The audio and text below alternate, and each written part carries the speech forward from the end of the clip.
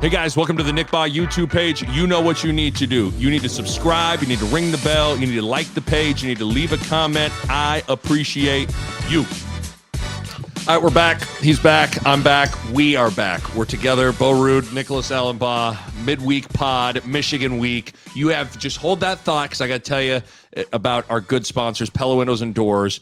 You might be doing some things with Pella Windows and Doors. We don't want to say anything, but you might be doing some things with them. They are fantastic. Okay. You need to check out the showrooms. Lincoln, Omaha, really helps you go in there, really get a feel for what you're installing into your home. PellaOmaha.com is the website. Holler at them. They're great people. And Shoot 360 Lincoln. It's a membership-based basketball training facility. What separates us? The NBA level technology incorporated in everything we do. You're getting objective feedback on every single rep. We got shooting bays, think batting cages with basketball hoops. You can get up 300 plus shots in 30 minutes. We got skills courts, ball handling, passing. Tighten up your game out there with handles. Become a member. Train like a pro. Shoot360.com/Lincoln. Shoot360.com/Lincoln. Before we talk any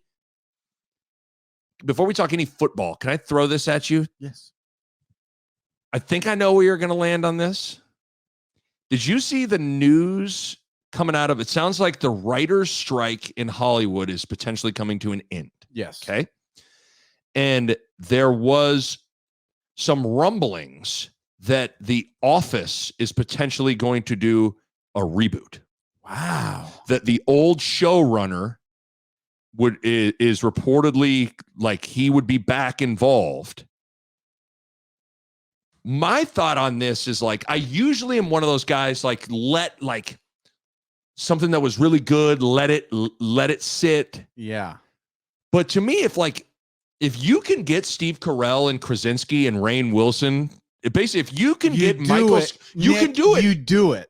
It's funny you say that now because was that Friday when everybody were golfing that we talked about it? Yes. Yes. When we said like of all the shows of our era, like The Office is going to a level, I think, that nothing can really touch it. It's like it's past it's Right. like coming to its 20-year mark where like when the show aired was 20 years ago. Yeah.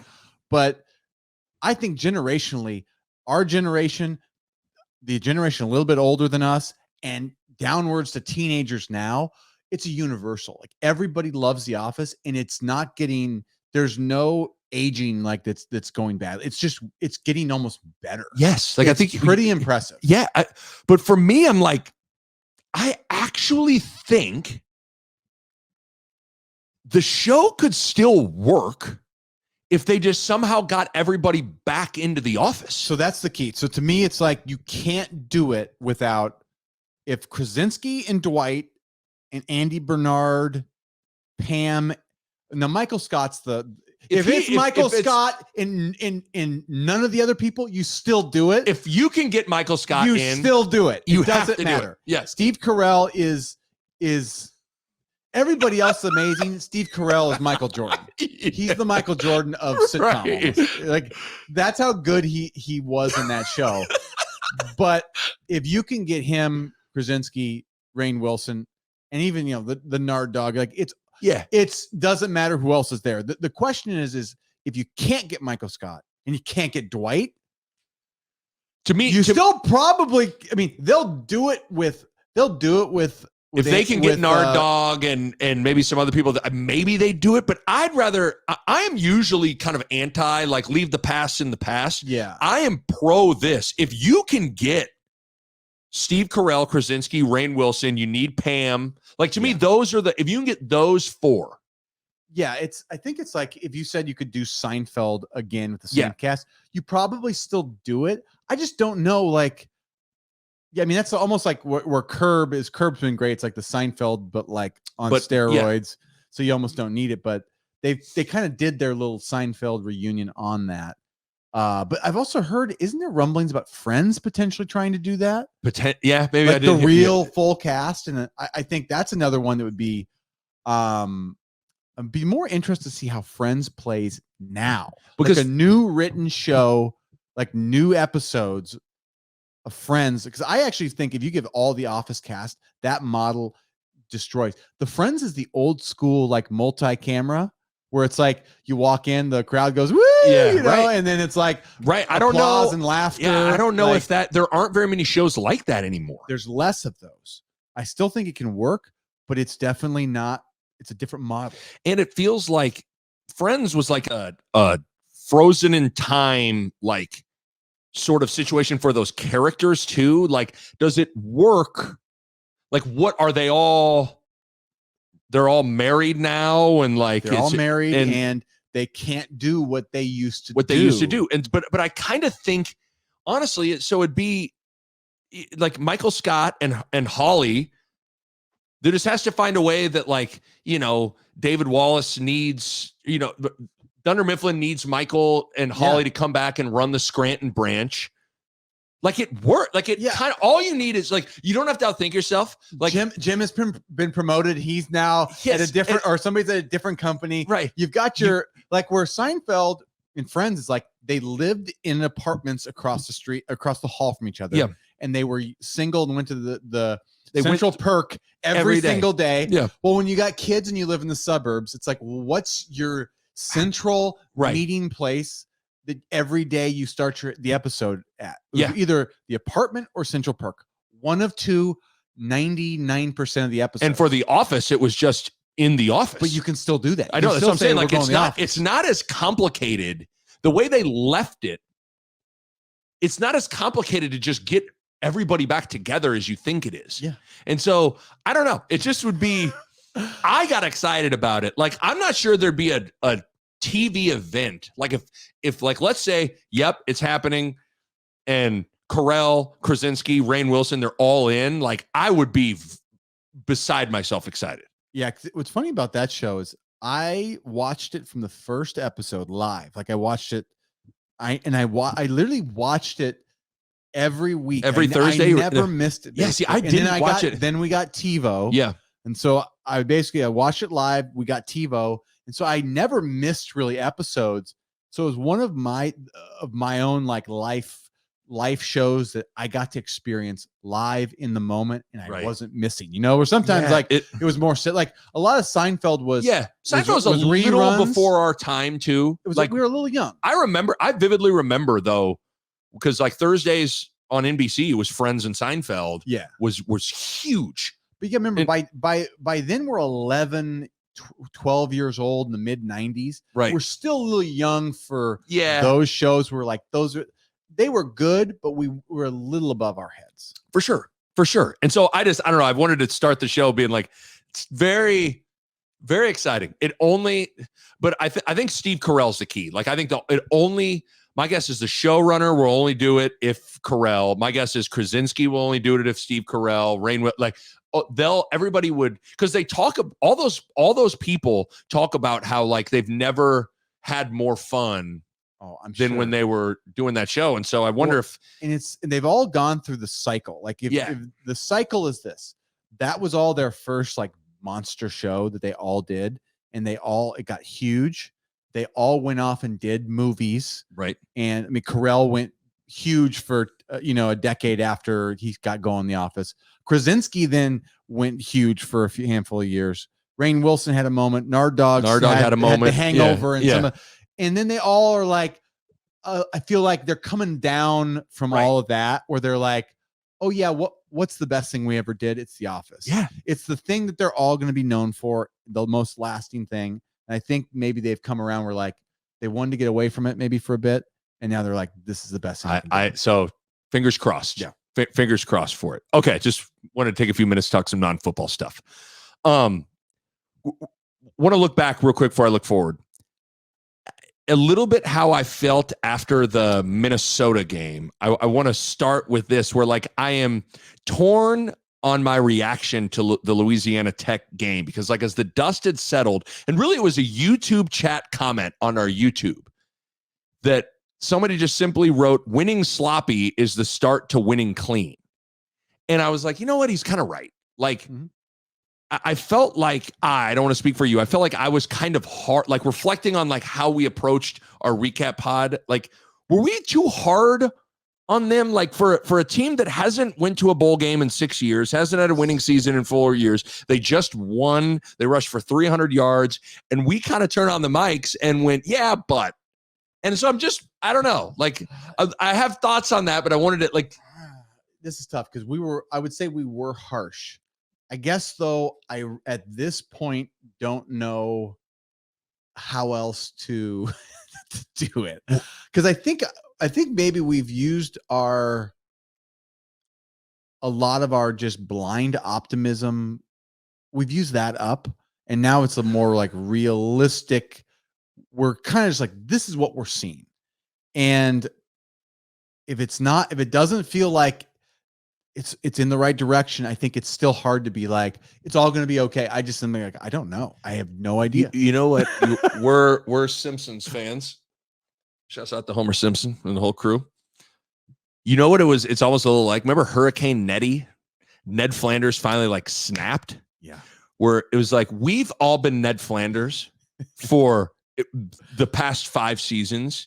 But like, Nebraska is like, Oakley dokley, no problemo. We will find a way to riggedy run the ball and it'll be just fine. And all of a sudden, like, remember the Ned snapped. Yeah. And that's how because you're right. Like, it's hard to muster up. And again, this is where I feel bad because Rule is having to bear the cross that has nothing necessarily to do with him, but we're all having a hard time continuing to Ned Flanders this situation. Wasn't Flanders like, didn't he have to be like spanked for a whole year? And then he got spanked for he spanked him for a whole year, and then Flanders finally was like, oh, okay. Because remember, he was kind of a problem child. It was a flashback. Flanders was kind of a problem child. They had a very controversial way to curtail that. He literally got spanked. They have a window where it shows the 4 seasons. You're right. A beach ball comes in. He hits the ball back out the window and continues. Oh yeah. Yeah. And so then that was like created the Ned persona of like, okay, just eternal optimist, happy as a lark, all that good stuff. Kid. Yeah, good boy. But you're right. Like, it's harder to find that. And maybe I've often found how you and I feel is usually how our audience feels, because we're all Nebraskans, Nebraska fans. Like, how we usually feel in here is how a lot of people feel. I agree. It's because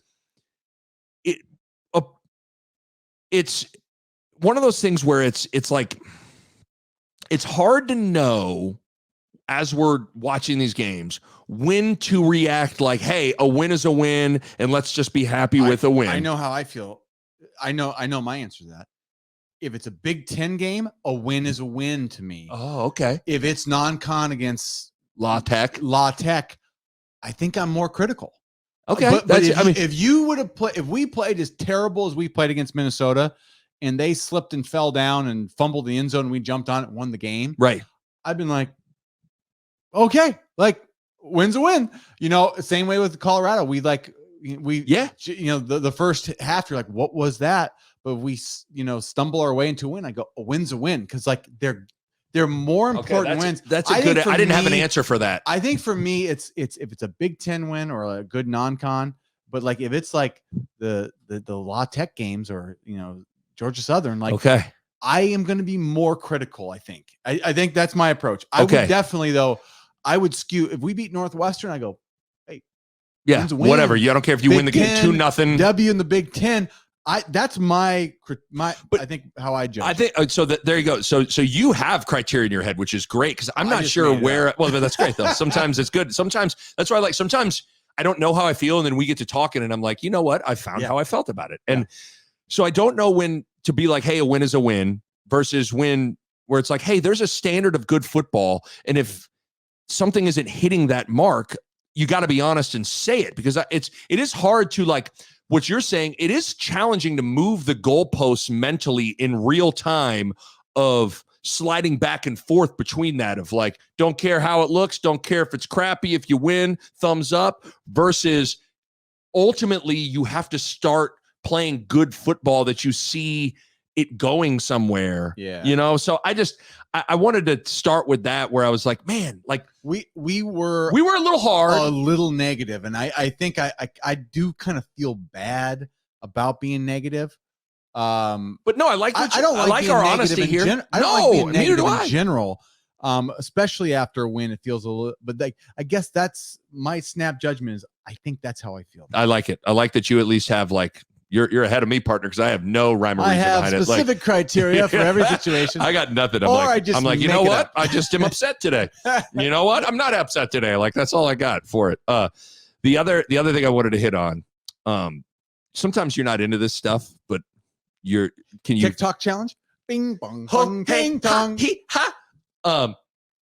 There's an interesting lesson going on right now where there's a lesson with Nebraska starting quarterback and running back that for all you kids out there listening, you need to keep in mind. And that is sometimes you just got to hang in there. Sometimes you just got to hang in there, whether it's in the season or in your career. There's something to be said for hanging in there and not getting too down and throwing in the towel. And sometimes it isn't going to work out. Sometimes a door might open. And if you throw in the towel, when that door opens, well, guess what? You're not ready to run through that door. Imagine if someone would have told you a year ago, you'd be arguing for Heinrich Harburg to start against Michigan. When you had Casey Thompson and you had Jeff Sims and Chubba Purdy and Logan Smothers. Like he wasn't even, if I'm not mistaken, he was fifth. If I'm not mistaken, he wasn't even on the travel roster last year. Yeah. He was entertaining in the offseason a position change. I remember in a press conference. He caught a ball against Minnesota. You're right. He caught a pass against Minnesota. He was tight end against Minnesota. I remember it was either Mickey last year or Whipple kind of chuckled at the notion when they were going through their quarterback struggles, chuckled at the notion of Harburg getting thrown out there. Yeah. Well, who's chuckling now? Yeah. He's house calling long runs, and he's the starting quarterback. Now, we'll get into what happens this Saturday. My guess is when that ball's kicked off against the number 2 ranked team in the country and Jim Harbaugh, Heinrich Harburg is your starting quarterback. Yep. Hang in there, okay? Hang in there. Yeah, I like that. The other, imagine if after the Minnesota and Colorado game, you'd be saying, Anthony Grant is arguably the most valuable player on the team heading into the Michigan game. Someone would have been like, what? Yeah, this kind of like, think 3 weeks ago, think if we were to tell ourselves this 3 weeks ago, we're like, okay, wow. What's happened in 3 weeks? Yeah. Right. Now, again, a lot. But it's, he was third string. Rule said he had a fumble issue. He fumbles late in the fourth quarter at Minnesota, proved to be the kind of the play that turned everything, and they lose that game. He DNP'd at Colorado, did not play at Colorado. And now I could build a case. There is no more valuable and important player, not best, valuable and important player than Anthony Grant. Hang in there. Yeah. Hang in there. So I thought those two things were interesting. And I also would love to look in the camera and say, Jeff Sims, hang in there, man. I know you're the whipping boy. I know people are making funny memes about the Amigos stuff and all that. Like, hey, hang in there, dude. That's hard to do in this era, though. Is like, yes, people are not built to hang in there. They're as much not. anymore. It's like it's a very fragile mindset of like when it goes wrong. Like I think people just like lose confidence, and it's just like it's almost like a check out thing. Yes, versus like if you do hang in there, like you just don't know when the opportunity comes, and you just got to be ready for the opportunity. And yeah, that's harder. It's easier said than done, but it's very there had to been some tough days walking home from the practice facility for Heinrich Harburg last year going, man, like, is this place like is something, how am I going to get on the field? Mm-hmm. I'm 5th string. What's going to happen? There had to have been, I'd have to imagine when Anthony Grant got on the bus at Minnesota, probably feeling pretty shitty. And I have to imagine when Anthony Grant took off his shoulder pads and everything and didn't no grass stain on him, no nothing. When he got on that bus after that game to leave Folsom Field, was probably feeling pretty shitty. Yeah. Well, guess who's going to line up against Mother Michigan those two cats. So I guess like, you're not into like when people are like, the lesson is, but it's kind of like a cool, like to me, that's like it's a good lesson for everybody. Like, fucking hang in there, man. Like, keep fighting, keep preparing. You never know. And so, so I thought that was interesting. The other thing I don't know if you and I have talked about this. Thinking about the quarterbacks, it is very interesting. I have no idea what Nebraska wants to be on offense long term, where I get that right now you have to run a system that fits what you have, but it is interesting to me that Matt Rule and Marcus Satterfield chose Jeff Sims. And then what then makes it more interesting is that then they went out and chose Daniel Kalen from Bellevue West. Daniel Kalen and Jeff Sims are not very similar quarterbacks. Yeah. From what I know of Kalen, he's more of like a pure pocket pro style QB, where Jeff Sims, as we've watched, is more of a dual threat, run it first kind of a QB. And they're running some option right now. Again, I understand that they have to fit what they have, but it's interesting to me to go out and like go get Jeff Sims and then go get Daniel Kalen. And you're like, yeah, they're different, quote unquote, system kind of guys, right? They both fit a different kind of system. So you're saying, well, what system is it? And I'd say they probably want to be more pro style offense. My hunch is Jeff Sims was the best player they could get now. And the best thing we can do is run to just make all things even. That's the best, most effective way to have an offense this year with what we got. So that's my guess, is they just said, we'll take Sims. We're gonna have to run him for a year. And then hopefully somebody can Sims was like, you ever been in an airport and you're like, I need to eat in this layover?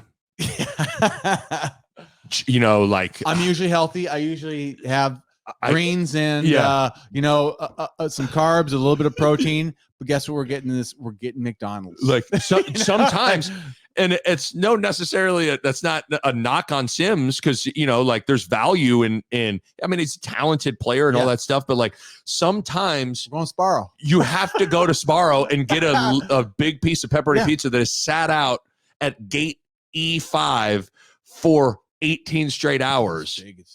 Speaking, I mean, Michael Scott, remember he went to New York? He loves local pizza places, and he was at Sparrow. Love the local. That's so good.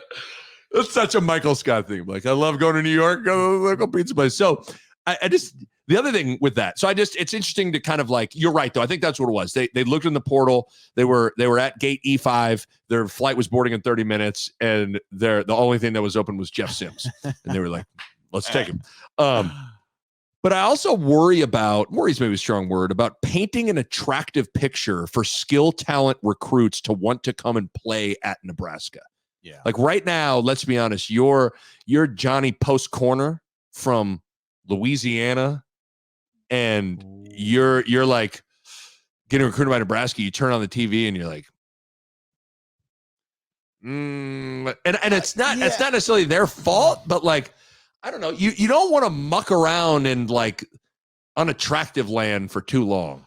It's weird. I was thinking about this. I don't know if we talked about this yet, but like I've had this like thought in my head the last week or two, like just about like Nebraska's success rate recruiting. I don't think we've recruited terribly, right? I mean, we've had some misses, but I get the sense where we struggle like we don't struggle at every position. It seems like we struggle with wide receivers, quarterbacks, and running backs, offensive tackles. Yeah. We've gotten, we had some string of pretty decent ones though. I mean, but it's been like 10 years in the last decade. We've struggled. That's the thing, is like there's a feeling of Amir was like, that was yesterday. And they're like, that was 10 years ago. Yeah, that's fair. So that's probably right. But even in that, but keep going with your thought. Linebackers. We could get you're right. D tackles. We seem to struggle with D ends, O tackles, quarterbacks, and receivers. I would argue those are, when you go to the NFL draft, who goes first? Who's the most important? Yeah. Who gets paid? In the game of getting the best players, it's hard. in the game of getting the best players at those positions, it's even harder. You're right. And we have been bad. Yeah. We cannot get those positions. And I think when you look around, you see why we always like can play close but can't win. It's like, I think we miss at those positions. Those are the positions in my head right now that I'm going, until we start getting some of those guys, I think we're always going to fall towards the average or below average. I think you're right, because that was kind of what I think you just hit on what I was trying to get at with like painting Skill an guys. attractive picture for the skill guys of like, because it has been, think all of Nebraska's top receivers have had to, they've had to go like take out of the portal. Like, so they haven't been able to sign, develop their own elite wide receiver since Stanley Morgan. Who's a 2018 grad. Yeah. So like, you had to go get Samari. He was a 2014 signing. Yeah. So, So it's 10 years. 10 years since we've signed a receiver, which is you should have multiple. It's not one quarterback, 1 or 2 running backs a year. It's like 3 to 5 receivers every year you sign. Had to go get kind of wide Noah. You had to go get Samari Toure. You had to go get Trey Palmer. Yeah. You had to go like, and now this year you had to go get Billy Kemp. It's Nebraska's inability to get that position. The worst. I think wide receiver has been the most like, wow, you are not just striking out, you're striking out in spectacular fashion. Because you sign what, 3 a year minimum? Yeah. Usually I'd have to go check. Yeah. And you're not hitting on 10 years, any of them. 30. Like that means we're like 0 for 30. And you're having to play Cade Warner and Alex Bullock and Wyatt Lever. Walk on. Like, and that's not to denigrate those guys, but like you're not using your scholarship. You're not using your scholarship. Like you lucked out. The reality is the majority of the time, like, let's be honest, Alex Bullock being on the field means something kind of didn't go right in the recruiting process he can't play at Ohio State. He can't. Yeah. There's the backups play over him at Ohio State. Yeah. And that's okay. Right. That's Ohio State. They're 6-8 deep at that position where you're like, wow, those guys are pretty good. Right. Yeah. But that's what they're doing. Like, it's a revolving machine there of receivers, of just elite, going elite, there, elite. going the pros. Like, I get it. Right. But we are surprisingly bad. So I just worry about that. Like, Nebraska struggled with this to begin with, and now this offense is really struggling. And on one hand, you could paint it like, hey, listen, you can come on and get on the field right away. That could be your pitch to these people. But at the same time, you want to play a style that is attractive to these skill talent. Yeah. So the direction of the quarterback, you got to get a quarterback, or you got to get a QB. That's where the Raiola play with. Yeah, that's where the Dylan Raiola thing still like hurts the old heart a little bit. Can I am going to just blatantly steal something from Sam McEwen. So Sam, I'm just stealing it from you. It's okay. I'm stealing Sam McEwen's poll questions on Twitter to ask you. He just put, but listen, you put it on Twitter, it's public property, brother. It's right. Hey, brother. All right. Left it on your driveway? Was it in the street? I couldn't tell. I took it. Once you put it on the curb, brother, it's anybody's trash now, brother. One man's trash is another man's treasure, Sam. So, and this isn't necessarily like I wanted to throw it at you, and I saw these like, he's interesting to throw a ball. He put up 2 poll questions. Curious to get your answer. He said, "What's the best story on the Nebraska football team right now? Here are your options: the defense, Heinrich Haarberg, emerging formula, or nothing jumps out." Haarberg's an interesting. I actually think that's like, when you've had a QB change in the first 3 games, I think that's a pretty big story. I mean, the defense, that's a nice little story. Haarberg is, I think, what most people are talking about this week.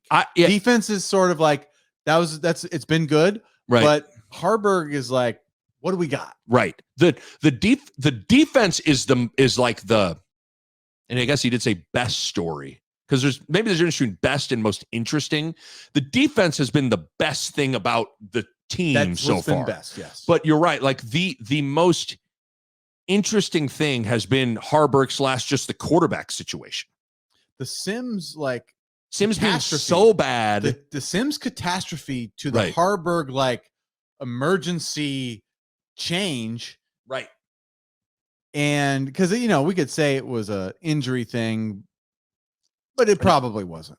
And they're still, and they keep on being like, he's not 100%. I don't know. Like, I mean, he was out there. Look, I don't know. You can play in a hurt ankle. Like, you can't. It's just, they're like, well, we're going to go with this guy. Right. I know if you're not 100%, we're going with this guy. If you're 80, we might go with this guy. If you're 60, we're going with this guy. And I mean, you would know this better than me and anybody, but like, football is the ultimate, like, every week you get further from 100%.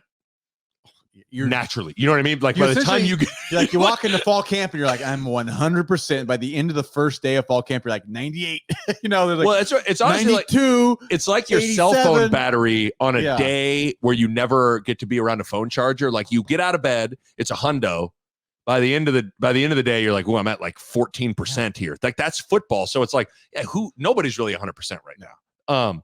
But I'm with you. I think a bad night's of sleep, you're at 90 in my book. Yeah, maybe worse. I might be. I don't 50. get 8 to 9 hours. I'm at 80%. I'm like a 50 if I have a bad night. Oh, you're can barely turn the phone on if you don't get 8 to 9. I almost consider, like, sometimes, is it better to not work if I've had a bad night's sleep because I'm that bad? Like, am I doing everybody a favor by me not being? Have you had yet with Bell a night where literally the night came and went, and then the day came and you literally like, well, I didn't sleep? No, not as much from her. She's actually a good sleeper. I actually had one. This was not last night, the night before. I just woke up at 2, 3 in the morning and couldn't fall back to sleep. And it threw me off all day. It was a long day, and I was like, I am bad. I've had a couple of one with Mac.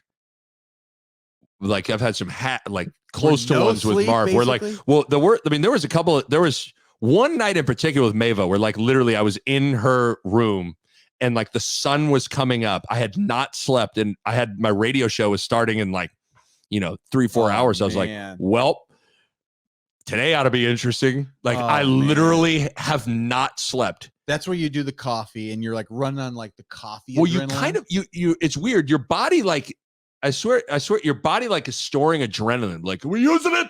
Yeah. Are we using it? Like, imagine a ship that's going down. Like, God damn it, are we using the adrenaline? Like, we are. Throw it in there. Throw it in there. I'm like, oh yeah, you know it. Yeah, getting through this day. And you're just not sharp at all, but you're just then I actually think, like, the first hour, I think I was like of the show, but I was like kind of wired for it. But afterwards, you eventually are like your boat is sinking. And then the Huskers, they're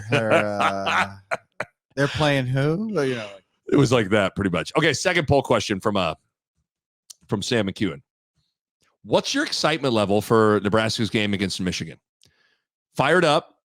I was more juiced for the Colorado game. Sort of into it. Meh. I was more juiced for Colorado. So that would be your vote. That's what I would say. Yeah. I mean, I'm always excited to watch us play Michigan, but the reality is, oh man, the odds are stacked that it's not just going to be a loss, but it could be it's going to be a litmus test for can we play with any big boys at all? I mean, I don't think we're going to win. I just think it's like, I hope we don't get clubbed. Yeah. To me, if like this would have been nice if it would have been like check all that apply. Yeah. And I would have checked more juice for the Colorado game. And then I put sort of, I like my vote. I think I voted. I voted sort of into it. It doesn't feel, now it's only Tuesday. It's Tuesday evening here. There doesn't feel like you could, the Colorado week, there was a palpable buzz, even the Minnesota week. Like there was a little something in the air where you're like, you can feel it. Yeah. Now maybe by Thursday and Friday, that'll start to change. This is for the number 2 ranked team in the country, Jim Harbaugh, Michigan, coming off back-to-back college football playoff appearances, for them to be coming to Lincoln. And it's kind of like, it's kind of weird. I think that's the state of, that's like what I think maybe how we started this show off. That's where everybody's at. They can't be excited because they know, like, we've done that enough. We're like, we need to see the success before then we'll buy back. I think people are at that point, and we know what this offense is. It's never been good. It hasn't for a moment been like, oh, we're dangerous. Like, we're not dangerous. Yeah. We're not. And that's where we're at. Yeah. So when you're not dangerous and you're playing Michigan, you're like, I may not be a smart man, but this is going to be a very difficult game, Jenny. Jenny, this is going to be difficult. I didn't know you were going to land the plane with him. You became Forrest Gump. I did not see that coming. Nick, no one, even including myself. I loved it. That Boaz had a way of putting things so I could understand them. I didn't understand until you went Forrest Gump on it. But you're right. Like, I think that's what it is. I think whenever we had like, you and I maybe recorded 2 or 3 different pods where we did like run through the schedule prediction. Yeah. Like whenever anybody predicted the season, talked about the schedule, this was the one game on the schedule that people didn't even get. It was like, we're not even going to talk about it because it's like Nebraska has no shot in that game. Yeah. And so I think even the most Kool-Aid chugging Husker fans, when they feel like, I don't feel like Nebraska's got a shot this weekend, that's going to temper your enthusiasm too. Just now that it's up in the air and we're talking about it, I am excited. I think I know what's going to happen to our offense. I don't think it's going to be pretty. Okay. But the defense is intriguing. Going to learn about this defense. You know what you've been like, oh yeah, why are you? Yeah, I have been.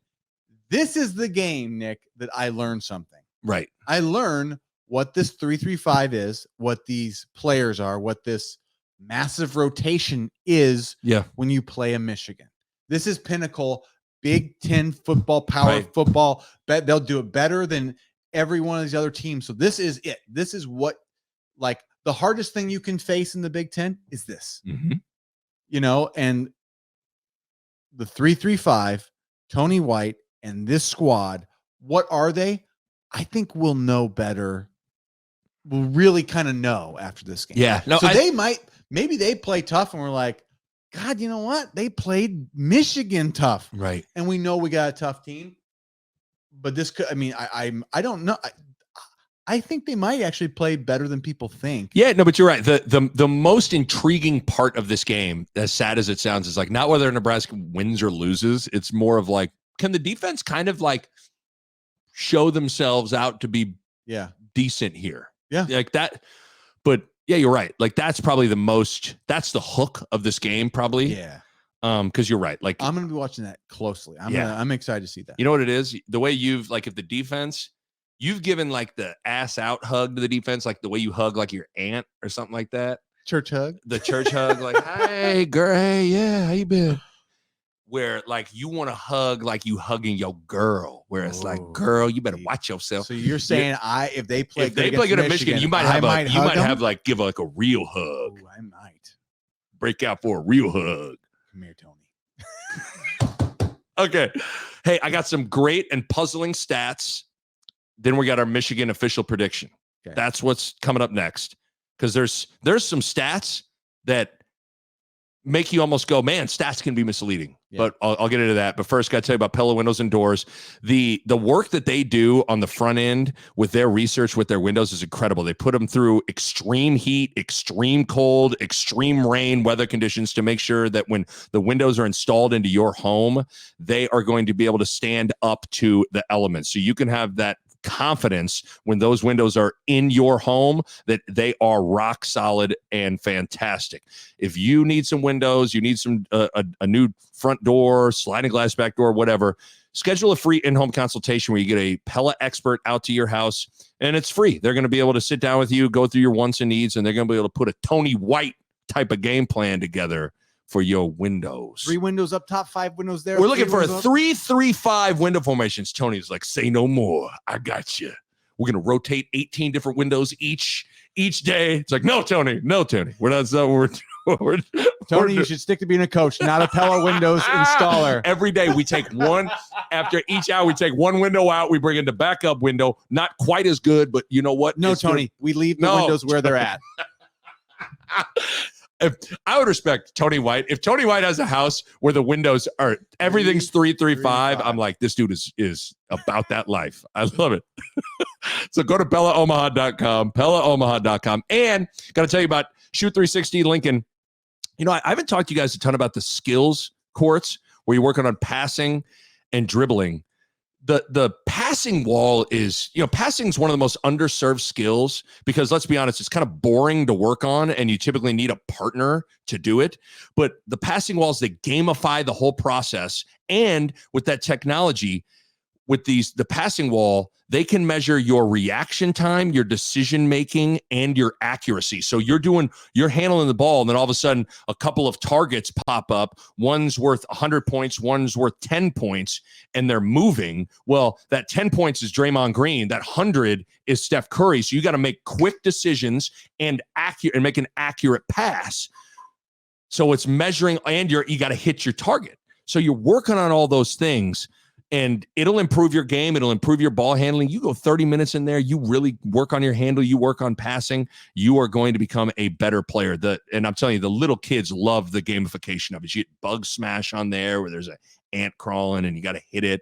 And kids think like, oh, this is fun. But like you have to accurately pass and hit an ant. Think about this. The kids absolutely love video games. Yes. And this is a chance for parents back. You get to go play like a video game that's so good for you. Actually, it's going to teach you real skills and you're going to love it, but it's just going to make you a great basketball player. The genesis of Craig Moody, the founder, the El Presidente of Shoot 360, the aha moment was his son and his friends were sitting inside playing video games on a beautiful day where they could go outside and play basketball. And he was like, why don't you guys go outside and play basketball? And they're like, we'd rather do this. And in his mind, I think they were playing like NBA 2K. Yeah. And in his mind, it was like, man, if I could find a way to have a video game and basketball, like I would really have something. And that's kind of what this is. Yeah. So it's cool. The kids love the skills courts and everything with the gamification of it. So check them out, or check us out, shoot360.com/Lincoln, become a member, fill out the I'm interested form. October 14th, it is go time, my friends.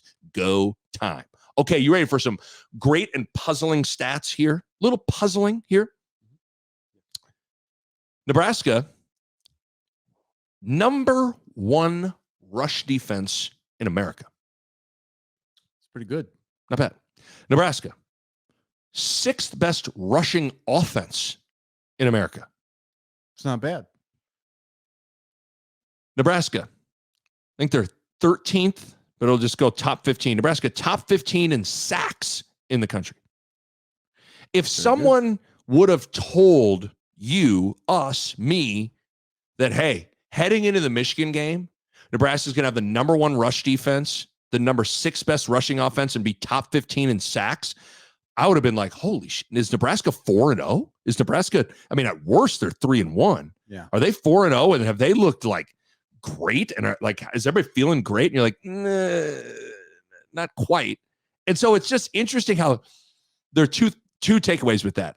How sometimes stats can maybe be a little misleading. Yeah. But it also goes to continue to drive home the Dirk Chatelain article from years ago that no stat is more important than turnovers. Yeah.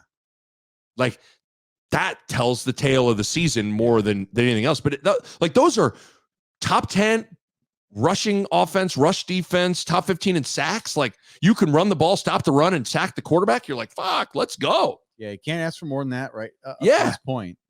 Kind of weird. Kind of weird, but yeah, you said turnovers, and then we'd look at our offense. That's the real story of the year. You better take care of the ball, and you better have some dudes that can, when they get the ball, can really make something happen. Yeah. And though Nebraska is a little void of those things. Okay. Real quick, Rule and Marcus Satterfield in their press conferences, nothing too earth-shattering. Matt Rule is kind of non-committal about Sims and Harburg. He did the whole thing. He was like, I'm really not trying to play games with this. He was like, both quarterbacks are kind of the same. So it's not like Michigan probably prepares dramatically different for each one. Yeah. But he was kind of non-committal on who it would be. He said Luke Reimer was questionable for the game. You're like, oh, yikes, Reimer. You get with Miyagi, please. Satterfield said Harburg was a full go in practice on Tuesday, which is good because he tightened up at the end of that Louisiana Tech game. He did say that Sims and Harburg are splitting reps. Who knows? And then the other thing that was interesting is Josh Fleeks is transitioning from wide receiver to running back. Okay. Goes to show you. That shows you our depth. The situation. That shows you how they feel about the young guys. Yeah. Where you're having to grab Fleeks and say, Yeah. they want to go be the running back. I'm surprised Tommy Hill, like, I'll do it, coach. And they're like, Tommy, perfect. good. You want Give Tommy 25 carries yeah. against the number Tommy, 2 ranked team? We got 3 so important plays for the running back. You're going to get them, Tommy, just as always. Tommy, here's what we can offer you today. A reverse, 25 carries from the running back position, halfback pass, 2 go routes, a reverse pass, and starting corner spot. Do you accept? Of course. I do. And the kickoff returner. But you're not going to be a starter at any position. But you're not starting at any of those positions, but you're going to get on that. So just I don't know. You and I both have said, I think it should be Haarberg. I think it will be Haarberg. Yep. But be interested to see how do you let Haarberg play through a bad quarter? Do you let Haarberg play through a bad turnover? Do you, So typically, I mean, I think if a guy's bad enough after a quarter, you could bring somebody and give Sims a series. Most of the time, though, I think we saw this at both Minnesota and Colorado, where after a full half, you go into halftime. There was a lot of people saying, "Do you bring somebody in now?" I don't think after a quarter it feels pretty quick, right? It does, quarter, because you might have like 3 or 4. You might have 2 possessions in a quarter. You might get 2 possessions, right? So yeah, you could have a couple bad ones where if it's like 2 terrible picks, maybe it's like, hey, bring somebody in there and go sit down and think about it, almost as like a just chill. Yeah. But if you give somebody a half and they've been bad for a half, you really consider the next half, I'm bringing in somebody to try to win this game. Yeah, if Nebraska's got 0 points at halftime and Haarberg has a bad interception and the offense has like 2 first downs and he's not played well, I mean, you could go to Sims there. Yeah, I think there's a little bit of a difference between I'm giving this guy like I give somebody else a series to let him just like sit and just chill and reassess versus like we're making a change. Yeah, making a change, I think usually happens at halftime. I totally agree. You know what I mean? Totally We're making a change. Right. I remember, I'm even thinking to like 2 in the national championship game. Like they win at halftime and they're like, we're going with this freshman. Go with Tua. We're going with Tua. Yeah.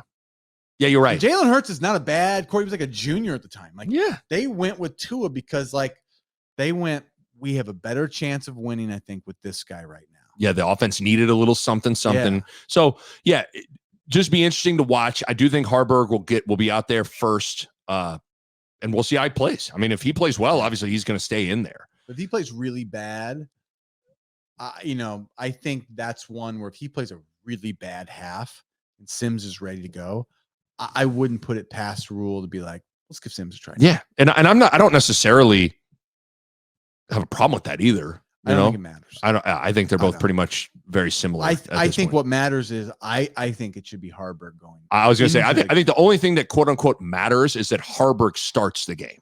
I think he needs to start the game. I think it's just like we talked about the confidence thing last week, that the team seems more confident with Haarberg right now. And that is the big one, at least from the outsider's point of view. It seems like we've been better with him. And I agree. That to me seems like the right play. So Michigan is favored by 17 points. I mean, Michigan so far has played a really weak schedule. They've had all home games. They played East Carolina, UNLV, Bowling Green, and Rutgers. All the scores were similar: 30-3, 35-7, 31-6, 31-6. I wouldn't say they've been great so far, but at the same time, this is still a team that has gone to the college football playoff 2 years in a row. They return a lot of dudes, including their starting quarterback and star running back.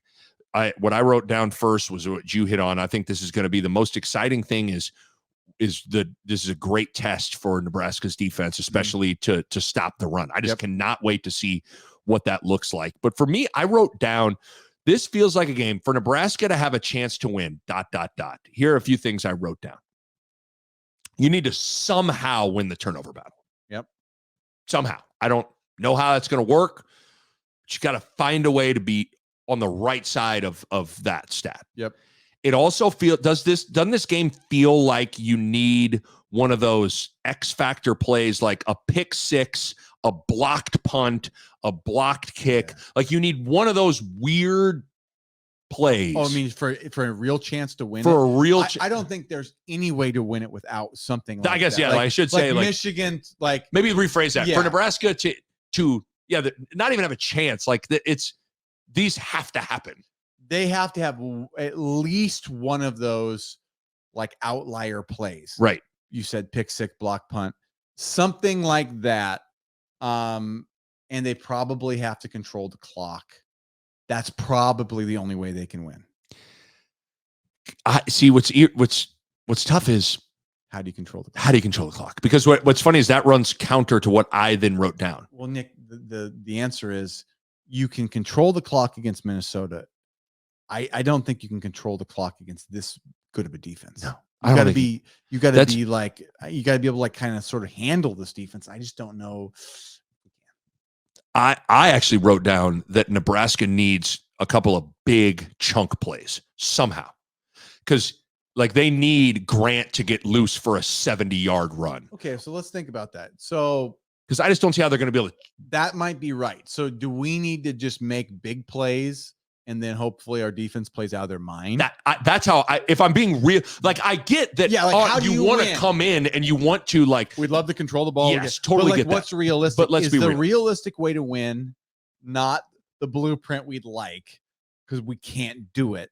But like we've got to sort of roll the dice more and get maybe the odds will fall our way. Like not just get lucky, but like we put ourselves in a situation to get lucky. Like we're gonna throw the deep ball. We're going to do the play action or the trick play and hope for a pick six, block punt, and 17-14. Honestly, what you just said it to me is like how Nebraska wins 17-14, 21-17 is pick six or a turnover that sets up a touchdown at the 2-yard line. And then a trick play. Like think about it. That's how they scored against Minnesota. Yeah. And they had to have a trick play on the fake field goal to keep a drive alive to score. Like, I mean, this is a game where if you're Michigan, Nebraska is going to run a trick play in this game. We've probably got to. You have to. We can't light up and do what we want to do, which I think, maybe for stretches we can do what we want, but not a whole game against Michigan. I think the talent difference is going to show, but we probably are going to have to roll the dice if we want to score points. It's going to be. You're going to have to run a reverse pass. You're going to have to run a halfback pass. You're going to have to run. I don't even like a flea flicker because you're not going to be able to block for that long. Like it's got to be one of those kinds of fake punt. It sucks. It's like I hate to be like that, but it's like you don't want to do those things if you don't feel like you're explosive. You want to like just protect the ball, give yourself, but like. The reality is depending on how this is where maybe you change your like if all of a sudden you go this defense is stoning them, you can maybe be a little bit more conservative. But if you don't think you can stop them like we want to stop them, then you got to manufacture points by taking risks. That's where it's just to me like a risk thing. So it's got to dial down the risk if the defense is unbelievable, right? And then you try to like win the real way. But if we can't stop them. It's gonna be a long night because then we have to increase our risk on offense. There needs to be a defensive touchdown or a defense sets up a touchdown, a block punt, a trick play. Either way, the defense has to win it. Yes, and then I also think like kind of like how last game there was like these big long runs. Like now those are going to be hard to do against Michigan, but you need to find a way to. I have a hard time feeling like, and wow, Nebraska caps off a 13-play, 75-yard drive. Like. I don't see that happening. I see, wow, Nebraska goes 3 and out, 3 and out, 3 and out, and then somehow squirts a Grant got loose for an 80-yarder. Yeah. That seems more real. We'll see. I just, like I said, this offense right now, my confidence is so low with like the grinded out style or the explosive style. That's the hard part. I know because Nebraska's offense can't go through those long lulls that they've been going through. You do that against Michigan, and more likely than not, Michigan's going to pull away. Yeah. If Nebraska's, they've every game so far this year, Nebraska's had a half, and it's almost always been the first half where, let's be honest, they've been awful. Yeah. And if you do that against Michigan, it's going to be 24-zip. Well, then they'll get up, and then they can grind. And then they can grind you down. A team that is like that is they're the best in the country, probably, like grinding out the third, fourth quarter. So like we can't get down. We got to get up to give ourselves a chance. Yeah, it's got to be like a miracle first half. Essentially, is what we have to have. I hate to put this out into the universe, but you know what I'm really nervous about? I don't feel great about Harburg or Sims running the option to pitch it. Yeah. And I think Michigan is going to have a week to get ready for the option. And we talked about this a little bit, but I just am picturing, like, here's Harburg on the option. Oh, they pitched it and it's errant and it's fun. Like I feel like, and I hate to put this out there into the world, this feels like a bad pitch fumble. And the problem is a bad pitch fumble on an option could be a scoop and score. Josh Fleek's in the game for the first time. He's on the pitch. Oh, he's not ready for it. I'm nervous about that. First time running back. But what's hard is you got to run option because it's Nebraska's unique way of trying to move the ball. I just I don't trust them. How much they do. Sorry, I've been still yawning. We'll see how much they are going to do that this week. I mean, is that going to be like, this is the staple of our offense? I don't know, because what's hard about that is we were talking about, think about Eric Crouch. Eric Crouch grew up in Nebraska watching the option. Now, I don't know what he did in youth football, but he goes to Millard North. I think he ran his whole life.